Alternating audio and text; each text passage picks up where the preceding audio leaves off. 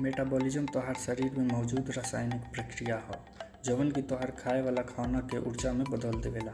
तेज मेटाबॉलिज्म के मतलब बा कि तोहार शरीर कैलोरी के ज़्यादा कुशलता से बर्न करेला, जवन की वजन घटावे अउरी ओवरऑल हेल्थ में मदद करेला। व्यायाम के माध्यम से रउरा स्वाभाविक रूप से आपन मेटाबॉलिज्म के बढ़ावा दे सकतानी, जइसे कि पैदल चलल, वेट ट्रेनिंग चाहे योग। खान पान में बदलाव जैसे कि प्रोटीन, फाइबर अउरी स्वस्थ फैट के ज़्यादा खाइल भी मदद कर सकता। ढेर पानी पियला अउरी चीनी वाला पेय पदार्थ से परहेज कइला से भी वजन घटावे अउरी मेटाबॉलिज्म में मदद मिल सकता। मेटाबॉलिज्म बढ़ावे के अउरी तरीका सब में कॉफ़ी आ चाय में कैफीन के सेवन, मसालेदार खाद्य पदार्थ खाइल आ दही आ कैफीन से प्रोबायोटिक सबके शामिल बा। याद राखी कि प्राकृतिक तरीका सबका खातिर काम न कर सके आ निजी सलाह खातिर स्वास्थ्य सेवा प्रदाता से सलाह लिहल बेहतर रही।